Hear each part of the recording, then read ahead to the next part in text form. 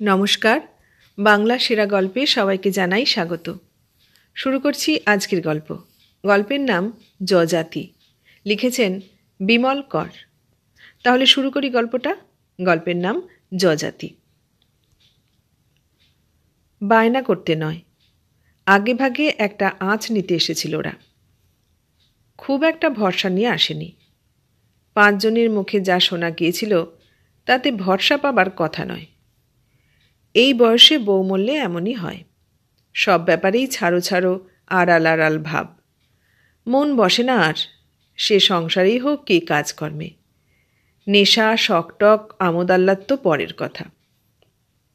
ফটিক আঘড়ি 2-10টা কথার পর খুব সাবধানে সসংকোচে আসল কথাটা তুললে। বাসনা তো খুবই ছিল গো ঠাকুরমশাই, এইবারে মায়ের থানে আসরটা দিই।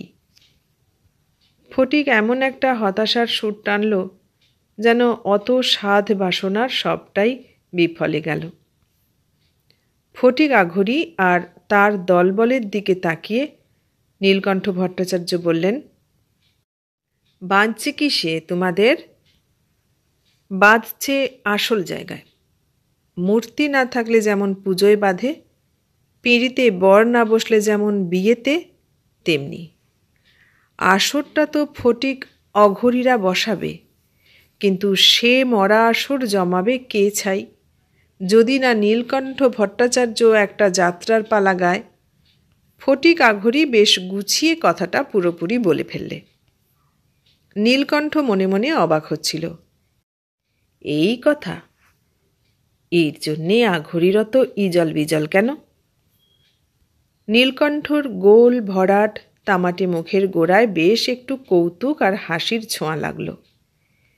ঈষৎ লালচে চোখ আর ধূসর মণি দুটো ফটিক আঘড়ির রোগাসোগা মুখের উপর রেখে নীলকণ্ঠ বললে, আমি পালা গাইব না, এটা তুমি ঠাওরালে কি করে হে আঘড়ি? আমি কিছু ঠাওরাই নাই ঠাকুরমশাই। ফটিক মাথা নেড়ে 2 হাত প্রায় করজোড়ের ভঙ্গিতে বুকের উপর তুলে ধরে তাড়াতাড়ি জবাব দিল। ছোঁড়াদের বিশ্বাস আসছিল না। সঙ্গীদের দেখিয়ে দিল ইশারায়। দোষ নাই উদেরও, যা শোকতাপ গেল আপনার, পালাটালা ফিরে আবার গাইবেন বিশ্বাস লাগে না। হ্যাঁ, তবে কি না? নীলকণ্ঠ বাধা দিল ফটিকের কথায়। বললে, যতদিন গলা আছে বুঝলে আঘড়ি, পালা আমি গাইব। আর হাতে খাগের কলমটা যতদিন আছে, পালাও আমি লিখব, জেনে রাখো তুমি। ফটিক তাড়াতাড়ি আসল কথাটা শুধল। নতুন পালা কিছু লিখলেন নাকি ঠাকুরমশাই? নীলকণ্ঠ মাথা নাড়ল। না, লেখেনি। ফটিক সুযোগটা হারাতে চায় না। মুখের হাসিটা আরও বিনীত করে বলল, যদি অন্তরের কথাটা শোনেন ঠাকুরমশাই, তবে বলি, আমাদের ইচ্ছাই ছিল এবার মার থানে একটা নতুন পালা জমাই, তাই তো এলাম আপনার কাছে। অল্প একটু থামল ফটিক। নীলকণ্ঠর মনোভাবটা বোঝবার চেষ্টা করল। তারপর বলল, তা বাসনাটা আমাদের পূর্ণ করেই দেন না হয়। নীলকণ্ঠ আধশোয়া ভঙ্গিতে বসেছিল। ফটিক আঘড়ির দেওয়া সিগারেটে টান দিতে দিতে চোখ দুটি একটুক্ষণের জন্যে বুঝল। চোখ বুজে বলল, হবে গো আঘড়ি, তোমাদের আসরের জন্যে নতুন পালা একটা লিখব। কাজকর্ম তো আজকাল ছেড়েই দিচ্ছি, ব্যাটার ঘাড়ে চাপাইছি সব। সময় আছে হাতে, হবেক্ষণ। তাহলে আমি নিশ্চিন্ত হই। ফটিক কথার জন্যে নীলকণ্ঠের মুখের দিকে তাকিয়ে থাকল। মাথা নাড়ল নীলকণ্ঠ। হ্যাঁ, ফটিক নিশ্চিন্ত হতে পারে। সঙ্গের দলবলের দিকে কৃতিত্বের একটা কটাক্ষ ছুঁড়ে দিয়ে ফটিক উঠে দাঁড়াল। বায়নাটা তবে চটপট করেই যাব ঠাকুরমশাই। নীলকণ্ঠ ঘাড় নাড়ল। করে যেও বায়না, যবে খুশি যখন খুশি। ফটিক চলে যাওয়ার পর নীলকণ্ঠ খানিকক্ষণ চুপচাপ বসে থাকল, তেমনি আধ শোয়ার ভঙ্গিতেই। পশ্চিমের জানলাটা খোলা। ঢেঁড়স আর কলা গাছের ঝোপটা বেশ অন্ধকার হয়ে এসেছে। যদিও ডোবাটা দেখতে পাচ্ছিল না নীলকণ্ঠ, তবু ডোবার ওপারে ধুধুল গাছের একটু যেন চোখে পড়ছিল। বিকেলে বৃষ্টি হয়েছিল। ভিজে লতাপাতার একটা গন্ধ ঢুকছিল ঘরে, আর ময়না চড়ুই কাকের কিচিরমিচির। নতুন একটা পালা লিখতে হবে। এবার কি পালা লেখা যায়, নীলকণ্ঠ শূন্য চোখে তাকিয়ে সেটা যেন ভাবছিল। এর আগে অন্তত ৮-১০টা পালা লিখেছে। রামলক্ষণের পালা থেকে শুরু করে সিংহল বিজয়ের পালা পর্যন্ত ২-৪টে বেশ ভালোই উতরে গেছে। সেই সব পালা শুধু ধুনুরি গ্রামে নীলকণ্ঠর কালী অপেরাই নয়, আশেপাশের অনেক গাঁয়ে অন্য দলও গেয়েছে। যেগুলো উতরায়নি, নীলকণ্ঠ নিজেও আর সেগুলোর নামোচ্চারণ করে না। করতে লজ্জা পায় যত না, তার চেয়ে বেশি বিরক্ত হয়। কেমন একটা আক্রোশে গড়গড় করে নিজের উপরেই। নিজের অক্ষমতা এবং ব্যর্থতার উপরেই যেন এই বিরক্তি, ঘৃণা। নীলকণ্ঠ ভাবছিল নতুন পালা কী নিয়ে লেখা যায়। একবার আচমকাই মনে হলো দক্ষযজ্ঞের ঘটনা নিয়ে লেখা যেতে পারে। সতীর দেহত্যাগ, বিষয়টা ভালো। নীলকণ্ঠ নিজেই মহাদেবের পাঠটা করতে পারবে। আর এই সময় সদ্য সদ্য নারায়ণীর মৃত্যুর পর নীলকণ্ঠ বোধহয় ২-৪টে জায়গায় বেশ লিখতে পারবে, চুটিয়ে পাঠ করতেও হটবে না। সতীর দেহত্যাগের পর মহাদেবের অবস্থাটা মনে মনে কিছুক্ষণ কল্পনা করে নিল নীলকণ্ঠ। একটা দৃশ্যই যেন ছকে ফেলল। সতীর মৃত্যুর সংবাদ শুনে মহাদেবের বিচলিত অবস্থা, শোকের স্বগতোক্তি আর রোষ, দুটি ছত্র মুখেই এসে গিয়েছিল। নীলকণ্ঠের মনের সুতো হঠাৎ ছিঁড়ে গেল। অন্দরমহল থেকে সন্ধে দেবার শাঁখ বেজে উঠেছে। বেজে বেজে থামল। নীলকণ্ঠ খোলা দরজা দিয়ে তাকিয়ে থাকল। দাওয়ার অন্ধকারে এখনই একটু আলোর ছিটে পড়বে। কুসুম তবে এসে গেছে, না হলে শাঁখ বাজাবে কে? ললিত বাইরে। গাঁয়ের ২ ঘর আর ক্যাশিয়ার বাবুর বাসা, ৩ ঘরে সত্যনারায়ণ পুজো সারতে হবে তাকে। বিকেল থাকতেই বেরিয়ে গেছে বৃষ্টিতেই। মাধু শ্বশুর বাড়ি। সেই যে তার মার শ্রাদ্ধর পর গেছে, ১.৫ মাসের মধ্যে আর এ বাড়ি আসেনি। বলাইটা বাচ্চা, বছর ৮ বয়স। এখন হয়তো চট্টরাজের বাসায় খেলছে।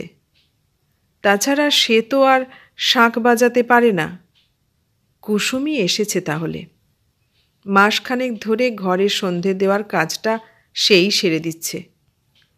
নীলকণ্ঠ দাওয়ার অন্ধকারের দিকে তাকিয়েছিল আলোর ছিটের আশায়। একটু আলো পড়ল। দাওয়া দিয়ে কুসুম হাত আড়াল দিয়ে প্রদীপ ধরে সদরে গেল। সদর থেকে রান্নাঘরে, এদিক ওদিক, আবার অন্ধকার। অল্পক্ষণ পরে টিমটিমে একটা কুপি এনে কোথায় বুঝি ঝুলিয়ে দিল। দাওয়ার একটা এবড়ো খেবড়ো জায়গা এক খাবলা ম্লান আলোয় টিমটিম করতে লাগল। নীলকণ্ঠর মনে হচ্ছিল পিঠের কুঁজের মতো দাওয়ার ওখানটায় যেন কুঁজ গজিয়েছে। গলার কাশির শব্দ তুলে সাড়া দিল নীলকণ্ঠ। সাড়া না দিয়ে পারছিল না। ছোট লণ্ঠনটা জ্বালিয়ে দিয়ে কুসুম এলো। চৌকাঠের ওপাশ থেকে হাত বাড়িয়ে লণ্ঠনটা ঘরের মধ্যে দিয়ে চলে যাচ্ছিল।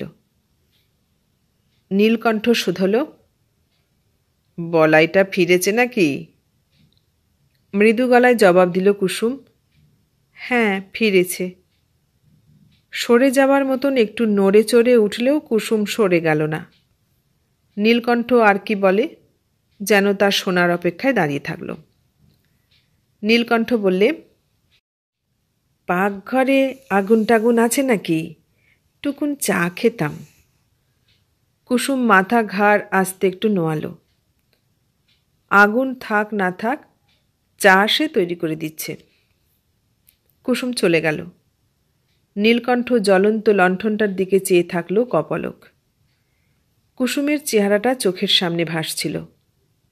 বেশ ডাগর ডোগর মেয়েটা, সুশ্রী, খুঁত আছে একটু, অন্ধকারে ধরা পড়ে না। চিবুকের নিচ থেকে গলা বেয়ে কণ্ঠার কাছাকাছি পর্যন্ত মস্ত বড় একটা দাগ ডান দিকে। গলার মধ্যে ঘা হয়ে নাকি বিষিয়ে গিয়েছিল, কাটাকুটি সেলাই ফোঁড়াই করতে হয়েছিল, তারই দাগ। কুসুম গায়ের কাপড়টা সবসময় গলার উপর দিয়ে টেনে দাগটা চাপা দিয়ে রাখবার চেষ্টা করে, পারে না। এই খুঁতের জন্যে বিয়েও হচ্ছে না মেয়েটার। নীলকণ্ঠ বেশ ঠাউর করে দাগটা দেখবার চেষ্টা করেছিল আজ, একটু আগেই, দেখতে পায়নি। অতটা দূরে আর অন্ধকারে দাঁড়িয়ে থাকলে কিছুই ভালো করে দেখা যায় না। নীলকণ্ঠ খানিকটা চুপচাপ বসে থেকে একটা বিড়ি ধরালো। বলাইটা ফিরেছে খানিক আগেই, তার গলার স্বর শোনা যাচ্ছে। কুসুমের কাছে দাপাদাপি করছে ছোঁড়াটা। পালা লেখার কথাটা আবার মনে এলো। কি যে লেখা যায়, দক্ষযজ্ঞের পালাটাই কি লিখবে নাকি? চা নিয়ে এলো কুসুম। নীলকণ্ঠ 18 বছরের এই সুগরণ মেয়েটাকে আরও একবার ভালো করে দেখবার চেষ্টা করলে। বুঝলে কুসুম, কড়িগাঁ থেকে ফটিক আঘরিরা এসেছিল। কুসুম চলে যেতে যেতে দাঁড়ালো নীলকণ্ঠর কথায়, ফিরে তাকালো। নীলকণ্ঠ হাসি হাসি মুখে বললে, পালা গাইতে চায়, বলে একটা নতুন পালা লেখেন ঠাকুরমশায়। নীলকণ্ঠ কথাটা যেন শুনিয়ে শুনিয়ে বলছিল, ঈষৎ গর্ব ভরে। কুসুম চৌকাঠের কাছাকাছি দাঁড়িয়ে এই দিকেই তাকিয়েছিল, নিচু মুখে চুপচাপ। গালের আর গলার একটা পাশে খানিকটা অন্ধকার ভরাট হয়েছিল। নীলকণ্ঠ আর কোনো কথা বলছে না দেখে কুসুম আস্তে আস্তে চলে গেল। চা খেতে খেতে নীলকণ্ঠ কুসুমের সরে যাওয়ার লক্ষ্য করলে। পালা লেখার কথাটাও ভাবতে লাগল। দক্ষযজ্ঞের বিষয়টা একবার মনে হয়েছিল মাত্র, কিন্তু বিষয়টার তেমন কোনো আকর্ষণ পাচ্ছিল না। বড় পুরনো, আর সেই এক সতী সতী, কোনো রস নেই। বউ মরল তো খ্যাপামি। না, নীলকণ্ঠর এসব ভালো লাগে না। মরণ মরণ, তার জন্যে এত হৈ হৈ করার কি আছে? ধুলোয় গড়াগড়ি দেবার লুটোপুটি খাবার কি মানে? না, নীলকণ্ঠর এসব পছন্দ নয়। এ পৃথিবীতে যে কদিন আছে আনন্দ করে থাক, যার যেমন সামর্থ্য তেমনি। সুখ পাওয়াটাই বড় কথা, শোকতাপ পাওয়াটা নয়। তা যদি পেতে চাও তবে ভিখিরি হও, ভদ্রলোক হওয়া কেন? কেন এই জমিদারি আগলানো, সংসার পাতা, বাড়ি বাড়ি চালকলা গামছাটার জন্যে হাঁটাহাঁটি? নীলকণ্ঠ বোধহয় ব্যাপারটা ভালো করে বুঝে সুঝে সব ছেড়ে দিয়েছে, বৃত্তিটা পর্যন্ত। এই গাঁয়ের একমাত্র যাজক বলতে গেলে পুজো পার্বণ তো লেগেই ছিল। আজ শনি, কাল সত্যনারায়ণ, পরশু দুর্গা, তরশু কালী, 12 মাসে 13 কেন 23 পার্বণ। উপবাসের পর উপবাস করো, দিন নেই, রাত্রি নেই, বর্ষা বাদল নেই। আজ এর উপনয়ন তো কাল ওর শ্রাদ্ধ। শুভ দিনের নির্ঘণ্ট খুঁজতে খুঁজতে চোখে ছানি পড়ার জোগাড়। পুজোর মন্ত্র পড়তে পড়তে ফুসফুসটা ফুটো হয়ে যাবার অবস্থা। ভালো লাগেনি আর। ভালো লাগতো না মোটেই নীলকণ্ঠর। ছেলেটাকে সঙ্গে সঙ্গে নিয়ে ঘুরত। এখন তার হাতেই আস্তে আস্তে সব ছেড়ে দিয়েছে। তা বছর 22 বয়স হতে চলল ললিতের। বেশ কাজের ছেলে, ধর্মে কর্মে মতি আছে, হিসেবপত্তরেরও। যজমানদের বাড়ি যায় যেমন, তেমনি জমি জায়গা ফলন টলনের সবটাই দেখাশোনা করে। নীলকণ্ঠ এসব ব্যাপার থেকে হাত ধুয়ে ফেলেছে এই 45 বছর বয়সেই। বয়সটা যে যথেষ্ট, নীলকণ্ঠ নিজের দিকে তাকিয়ে তা কোনো দিনই মেনে নেয় না। বেঁচে থাকতে নারায়ণী যদি কখনো বয়সের কথা তুলে খোঁটা দিয়েছে, নীলকণ্ঠ ভীষণ চটে উঠত। বলতো, বয়স আবার কি? যতদিন শরীরে ক্ষুধা আছে, কাম আছে, ভোগের ক্ষমতা আছে, ততদিন মানুষ জোয়ান। যখন থাকবে না, তখন সে জরাগ্রস্ত, অক্ষম, অচল। আমার আবার বয়স কি? নেহাত বামুনের ছেলে, গাঁয়ে গ্রামে মানুষ, তাই ফচকে বয়সে বিয়ে হয়েছিল। 22 বছর বয়সও তো ব্যাটার বাপ। শহরে টহরে আজকাল 30-35-এর আগে বিয়ের কথাই কেউ ভাবে না।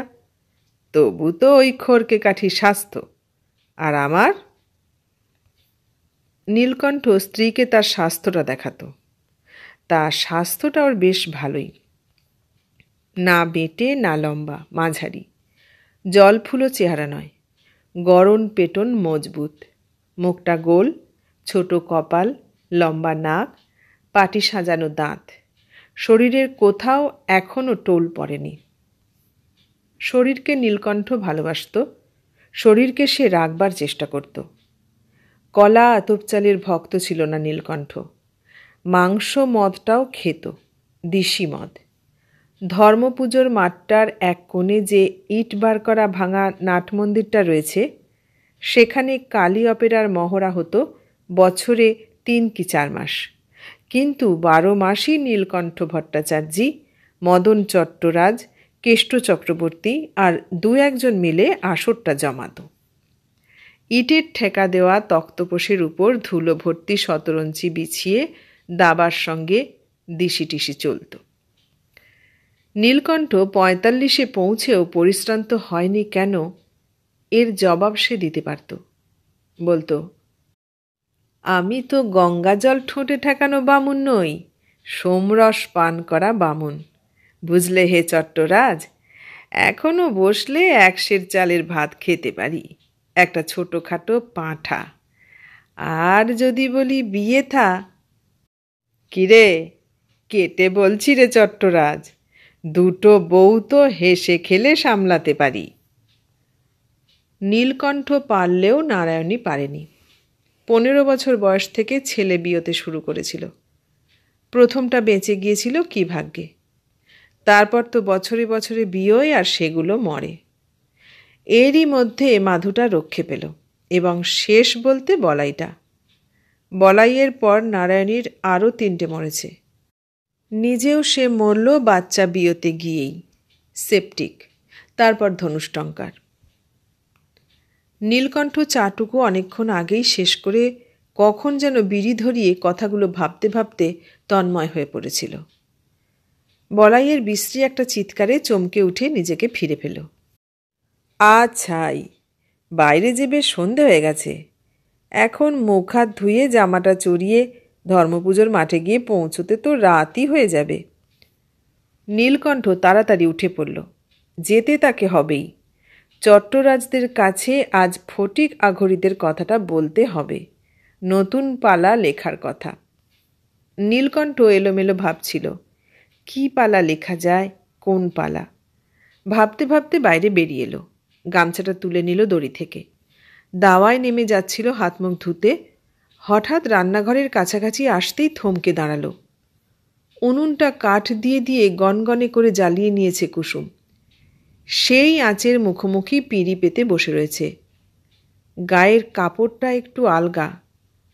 ওই তাপ যেন সহ্য করতে না পেরে শাড়ি জামা ঢিলেঢালা করেছে। গামছাটা বুকের কাছে অন্যমনস্কভাবে চেপে ধরে নীলকণ্ঠ তাকিয়ে থাকল। এমনি হয় মাঝে মাঝে, সব থাকে তবু হয় না। নীলকণ্ঠর তেমনই হচ্ছিল। পালা লেখার জন্যে গল্পের কি অভাব আছে? কাশিরাম আর কৃত্তিবাসের বড় ভক্ত নীলকণ্ঠ। উপাখ্যান তার মুখস্থ। ঋতুপর্ণ, নল দময়ন্তী, সাবিত্রী, সত্যবান, যে কোনো একটা আখ্যান নিলেই হয়, শুধু কাঠামোটা। প্রাণটা তো নীলকণ্ঠের হাতে। লাল খেরো বাঁধানো খাতায় স্বরের অথবা পালকের কলমের টানে টানে নীলকণ্ঠ তার প্রাণ প্রতিষ্ঠা করবে, সে ক্ষমতা তার আছে। কিন্তু আশ্চর্য, কোনোটাই নীলকণ্ঠর মনোমতো হয় না, কোনো উপাখ্যানই নয়। আজ হয়তো মনে মনে একটা পছন্দ করে, কাল ভাবতে বসে সেটা বাতিল করে দেয়। বিদুরকে নিয়ে একটা পালা প্রায় ছকে ফেলেছিল নীলকণ্ঠ, কিন্তু কি মনে করে আর লিখল না। না, অত ধর্ম করা মানুষ নিয়ে তার চলবে না। মানুষটার কোনো তেজ নেই, বীর্য নেই, ক্রোধ নেই, যেন গাছ কিংবা পাথর। নীলকণ্ঠর আবার এসব পছন্দ হয় না। কটা পালা লিখেছে আগে, এদের মতন মানুষ নিয়ে কিন্তু দেখাই গেছে ভালো জমাতে পারেনি। তেমন কোনো প্রাণের টানই পায় না নীলকণ্ঠ এইসব সরল সাদামাটা মানুষের কথা লিখতে বসে। নীলকণ্ঠ পছন্দর ধরনটা অন্যরকম। মন্দ যদি না থাকলো তবে মানুষ কি হে? চট্টরাজ রায় এদের বোঝাতো নীলকণ্ঠ। আমরা স্বর্গে থাকি না হে, মর্তে থাকি। এখানে মায়ে মেয়েতে সতীন মতন হয়, বাপে ছেলেতে লাঠালাঠি করে, ভাইয়ে ভাইয়ে মামলা লড়ে, বুঝলে? ও সব যুধিষ্ঠির নয়। ওরা কি মানুষ নাকি?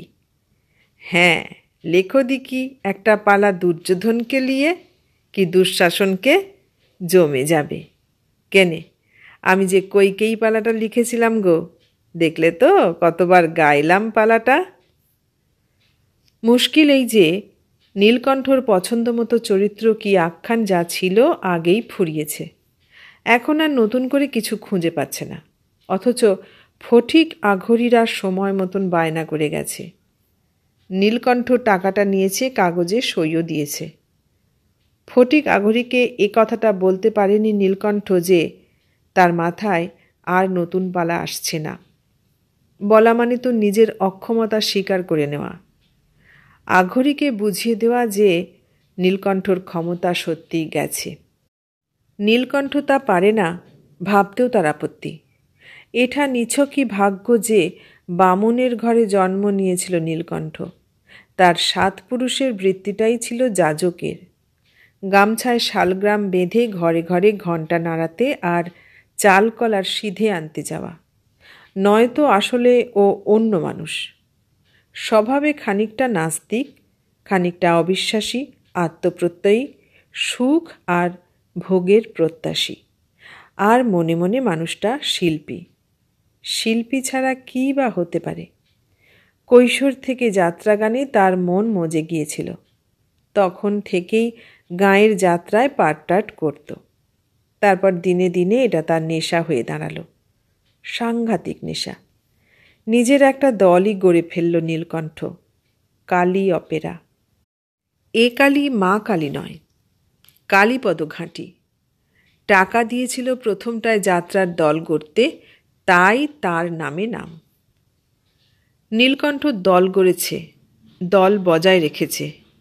কাছাকাছি শুধু নয়, দূর দূর গ্রামে পাল্লা দিয়ে সুনাম লুঠে নিয়ে এসেছে। পালাও লিখেছে নতুন নতুন। একটা পালা তো চিতপুরের তরুণ অপেরা কিনে নিল। সেটার ছাপা বই পাওয়া যায় কলকাতায়। পাঁজিতে তার বিজ্ঞাপন ছাপা হয়। এ হেন নীলকণ্ঠ আজ আর নতুন পালা লেখার বিষয় খুঁজে পাচ্ছে না। মনে মনে যাও বা একটা বাছে, কিছুক্ষণ পরেই সেটা মনে হয় পুরনো, অচল। খুঁত করে মন। নীলকণ্ঠ বাতিল করে দেয়। ফটিক আঘরীর কাছ থেকে বায়না নেবার পর 20টা দিন কেটে গেল। নীলকণ্ঠ কিছু ঠিক করতে পারল না, একটা লাইনও লিখতে পারল না। ছটফট করছিল নীলকণ্ঠ। মনে মনে ভীষণ একটা অস্বস্তি আর অক্ষমতার রোষে পড়ছিল। সময় তো আর বেশি নেই। পালা লিখতে হবে, মহড়া বসাতে হবে, দরকার হলে নাচের মাস্টারকে দিয়ে ছোঁড়াগুলোকে আরও নতুন নতুন নাচ শেখাতে হবে। নীলকণ্ঠ তার ঘরে সারা দিন বসে বসে কাশিরাম দাসের মহাভারতটার পাতা উল্টে যায়। মাঝে মাঝে কোনো একটা পাতায় চোখ রেখে অনেকক্ষণ বসে থাকে, তারপর বইটা বন্ধ করে দেয়। দীর্ঘ নিঃশ্বাস ফেলে, জানলা দিয়ে ঢেঁড়স আর কলা গাছের ঝোপটার দিকে চেয়ে থাকে। চট্টরাজ সেদিন শুধল, কি হে ভট্টাচার্যি, লিখলে নাকি কিছু? না। আস্তে আস্তে মাথা নাড়ল নীলকণ্ঠ।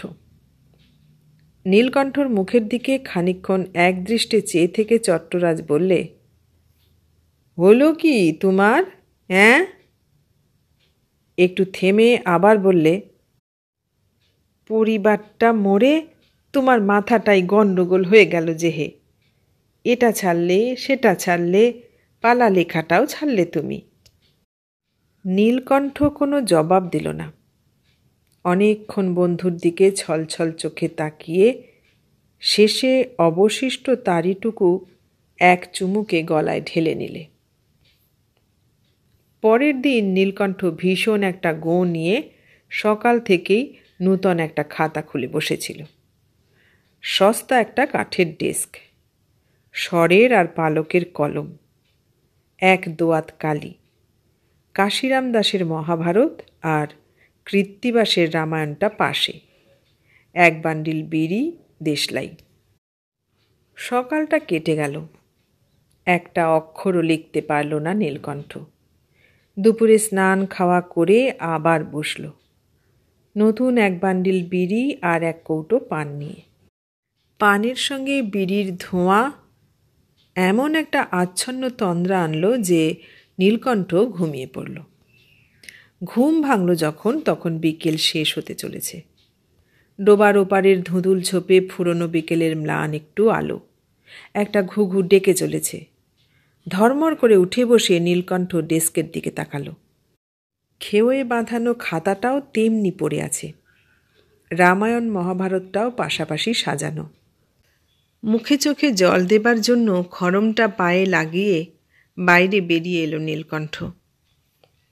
পূব দিকের দাওয়ায় দড়ির খাটিয়াটায় ললিত বসে আছে, খুব অন্যমনস্ক, খেয়াল নেই কিছু।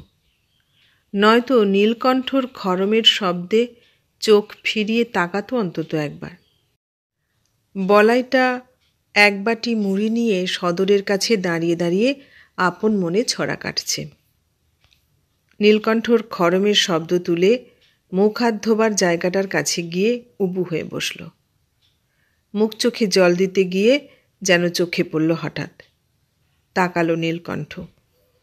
গোয়ালঘরের পাশটায় দোপাটি আর মোরগ ফুলের ঝোপটার কাছে কুসুম। এই অসময়ে কেন? মুখটাও দেখা যাচ্ছিল না কুসুমের। পায়ের আঙুলে ভর দিয়ে শশা গাছের মাচাটা যেন ঠিক করছে, অথচ ও মাচা ঠিক করার কিছুই নেই। নীলকণ্ঠ উঠে পড়ল। ঘরের দিকে এগুতে গিয়ে একবার একটু দাঁড়িয়ে ললিতের দিকে তাকালো। না, এখন আর বেঘরে নেই ছেলেটা, বাপের দিকেই তাকিয়ে আছে। কি ভেবে নীলকণ্ঠ ছেলেকে কাছে ডাকল। সামনে এসে দাঁড়ালো ললিত। খুঁটিয়ে খুঁটিয়ে ছেলের মুখটা দেখল নীলকণ্ঠ। কেমন যেন বোকা বোকা নিরীহ ভালো মানুষ গোছের মুখ, গোলগাল। নীলকণ্ঠর হাসি পায়। পুরুত বংশের উপযুক্ত উত্তরাধিকারীর মুখই বটে। অর্থহীন দুর্বোধ্য কতকগুলো মন্ত্র আউড়ে যেতে ওর কোথাও বাঁধবে না। ছেলের সঙ্গে বন্ধুর মতন একটু যেন রসিকতা করে বসল নীলকণ্ঠ। কি হে বাপ, আজ ঘণ্টা নাড়াতে যাবে নাই কোথাও? মাথা নাড়ল ললিত। হ্যাঁ, যাবে। লক্ষ্মী পুজো আছে সিংহীদের বাড়িতে। ঠিক ঠিক, আজ লক্ষ্মীবার। নীলকণ্ঠ ভুলেই গিয়েছিল। আর উটার কি হলো? আলটার হারু গোমস্তার কাছে গিয়েছিলে নাকি? ললিত এবার মাথা নাড়ল। গিয়েছিল গোমস্তার কাছে, মিটমাট হয়ে গেছে সব। বেশ বেশ। ছেলেকে বাহবা দেবার মতো করে শব্দটা উচ্চারণ করলে নীলকণ্ঠ। একটু থেমে বললে, রাতে একবার আমার কাছে এসো হে, কথা আছে কটা। নীলকণ্ঠ আর দাঁড়াল না। খড়মের শব্দ তুলে নিজের ঘরে চলে গেল। ঘরে এসে আবার চুপচাপ। কটা বিড়ি পরপর শেষ করল নীলকণ্ঠ। খেরোয় বাঁধানো খাতার সাদা পাতাগুলো অনর্থক উল্টে গেল। নামল তক্তপোষ থেকে। পায়চারি করল কবার। জানলায় এসে দাঁড়ালো। ডোবার কালো জলের একপাশে একটা হাঁস এখনো খাবার খুঁটছে। ডাব গাছের লম্বা ছায়া ডোবা ডিঙিয়ে কোথায় যেন অন্ধকারে মিশে গেছে। সন্ধে হয়ে গেল। শাঁখের শব্দ শোনা যাচ্ছে। নীলকণ্ঠ নিজের অস্থিরতা নিজেই বুঝতে পারছিল। মনের মধ্যে অনেক কাল পরে সেই বিশ্রী চাঞ্চল্য আবার এসেছে, আবার সেই তুষের জ্বলন। একটা কথা যেন ভয়ঙ্কর অন্ধকার থেকে খানিকটা মুখ বার করে নিজেকে চিনিয়ে দিয়েছে। ছটফট করছিল নীলকণ্ঠ, কপালে একটু একটু ঘাম জমছিল, নিঃশ্বাস দ্রুত পড়ছিল মাঝে মাঝে। সন্ধ্যা দিয়ে শাঁখ বাজিয়ে রোজকার মতন আজও লণ্ঠন রাখতে কুসুম ঘরে এলো। নীলকণ্ঠ বললে, একটু জল খাওয়াও তো। জল দিয়ে গেল কুসুম। নীলকণ্ঠ যে কি ভীষণ তৃষ্ণার্ত ছিল, জলের ঘটিটা শেষ করে তা যেন বুঝতে পারল। লণ্ঠনটা ডেস্কের উপর চাপিয়ে হঠাৎ খেরোয় বাঁধানো খাতাটা খুলে ফেলল নীলকণ্ঠ। সাদা পাতাগুলো যদিও সাদা নীরব ছিল, তবু নীলকণ্ঠ এখন যেন ওই সাদা পাতার মধ্যে অনেক অনেক কালো রেখা দেখতে পাচ্ছিল। অজস্র কথা। চমকে উঠল নীলকণ্ঠ। হাতটা সরিয়ে নিল খাতা থেকে। ঘরের চারপাশে তাকালো। না, কেউ নেই। লণ্ঠনের শিসটা আরও খানিক বাড়িয়ে দিল। নীলকণ্ঠ মনে মনে সত্যিই তবে নতুন একটা পালা তৈরি করে ফেলেছে। এতদিন চুপচাপ থাকেনি। অবশ্য পালাটা শেষ হয়নি, অর্ধেকও নয়, তবু অনেকটাই হয়েছে। নিজের মুখ নিজে দেখতে পাচ্ছিল না নীলকণ্ঠ, কিন্তু অনুভব করতে পারছিল ৪৫ বছরের কঠিন তামাটে মুখটা এখন আঁচে ঝলসে যাচ্ছে। নিঃশ্বাস তপ্ত, চোখের মধ্যে সাংঘাতিক জ্বালা, বুকের মধ্যে যন্ত্রণা, অসহ্য।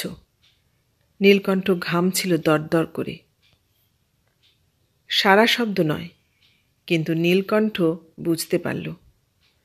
পাথরের গেলাসে চা নিয়ে কুসুম সামনে এসে দাঁড়িয়েছে। দৃষ্টিটা স্বচ্ছ নয়, একটু ঘোলাটে, খানিকটা হয়তো বিকারের রোগীর মতন। লণ্ঠনের শিসটা আচমকা শেষ পর্যন্ত বাড়িয়ে দিয়ে নীলকণ্ঠ কুসুমকে দেখতে লাগল। চুপ করে দাঁড়িয়ে কুসুম। ভয় না, শুধু অবাক চোখেই সে তাকিয়েছিল, চায়ের গেলাসটা হাতে ধরেই। লণ্ঠনের বাড়ানো পোলতের শীষ উঠে কাঁচটা কালো হয়ে গেল। ঝাপসা আর অন্ধকার দেখাচ্ছিল কুসুমের গোটা শরীরটাই। নীলকণ্ঠ চোখের দৃষ্টিকে হয়তো আরও তীক্ষ্ণ, আরও উজ্জ্বল করবার চেষ্টা করল, পারল না। তার আগেই শীষের কালোয় কালোয় লণ্ঠনের সমস্ত কাঁচটা ভরে গেছে। চির খাওয়ার শব্দ করে কাঁচটা ফেটে গেল। এতক্ষণে যেন নিজেকে ফিরে পেল নীলকণ্ঠ। তাড়াতাড়ি হাত বাড়িয়ে লণ্ঠনের শীষটা কমাতে গেল। বেকায়দায় হাত লেগে লণ্ঠন ডেস্ক থেকে উল্টে তক্তপোষে পড়ল। নিভে গেল কয়েকটা লিকলিকে বাঁকা বাঁকা ফনা তুলে। অন্ধকারে কুসুমকে আর দেখা যাচ্ছিল না।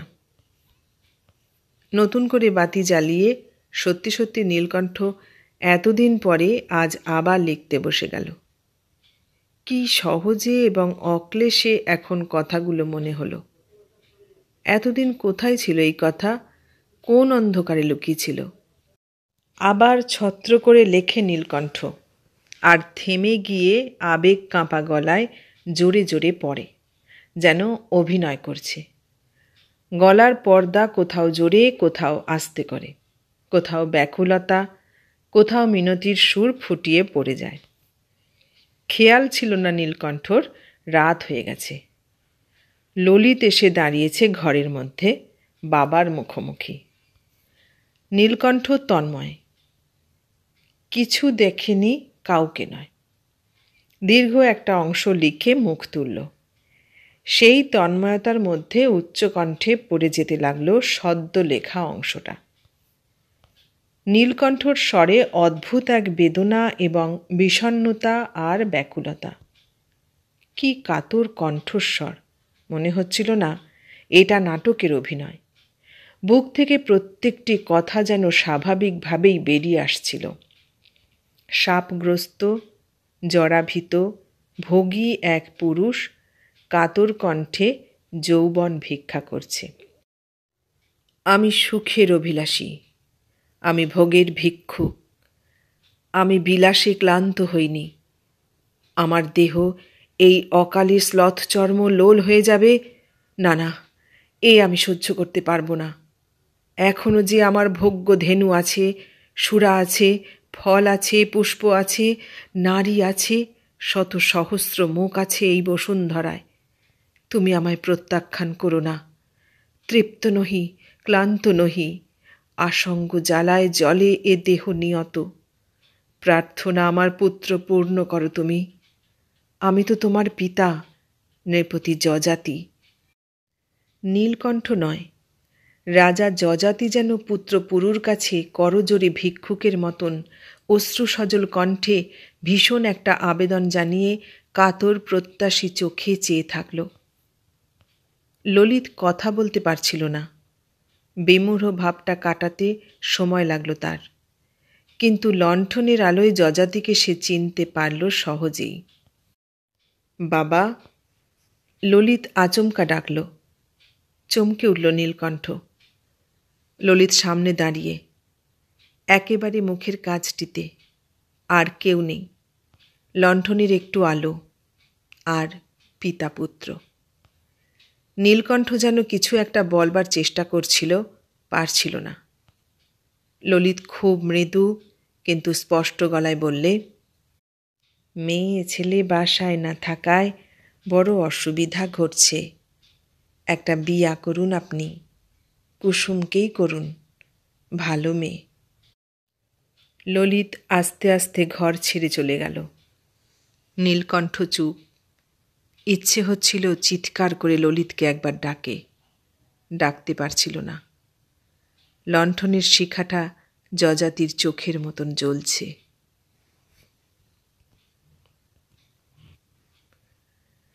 এতক্ষণ শুনলে বিমল করের লেখা যজাতি গল্পটা। কেমন লাগলো গল্পটা? ভালো লাগলে লাইক, কমেন্ট, শেয়ার করো, আর নতুন বন্ধু হলে সাবস্ক্রাইব করার অনুরোধ রইল। সবাইকে অনেক ধন্যবাদ জানিয়ে আজ এখানেই শেষ করলাম।